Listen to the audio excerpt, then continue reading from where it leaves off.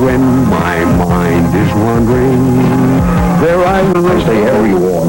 Montgomery Clint and irony involved, you know what I'm saying. But as we all know, truth is often stranger than fiction. And in 1960, in the then small town of Reno, Nevada, who was played by Gable, he plays a rugged cattle roper who's truly one of the last of the dying breed. He's a real-life cowboy.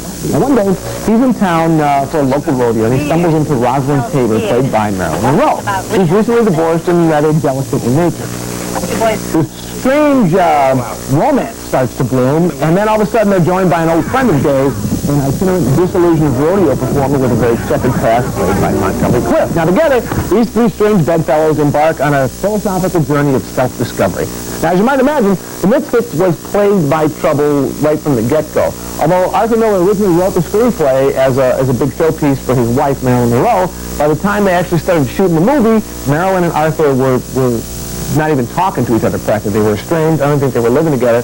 And his presence on the set did a lot of damage to Marilyn's fragile psyche. She was hopelessly addicted to sleeping pills by this point, and she would arrive on the set 2 or 3 hours late every day. She had trouble remembering her lines, and often they couldn't stop her hands from shaking during a take. Finally, John Huston, the director, just stopped production for 2 weeks, sent her back home to Los Angeles Hospital so she can get some treatment and come back a little bit stronger.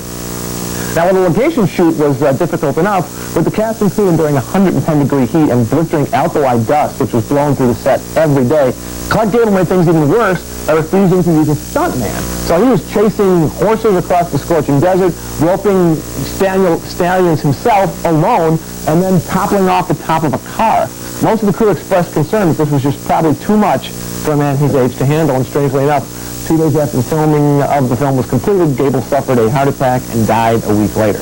And shortly after that, Marilyn Monroe herself was found dead, having overdosed on sleeping pills, or so they say. We really don't know the truth about that. But the Misfits became the final film, tragically, for 2 of Hollywood's biggest legends. So, while this film will always be remembered for the final screen performances of Gable and Monroe, it also stands as a real compelling work. It resonates with a lot of complex psychological undertones. It's a maze of introspective conflicts and deeply rooted symbolism. It also features outstanding performances by Eli Wallach and Thelma Ritter. The Misfits, that's so hard to say.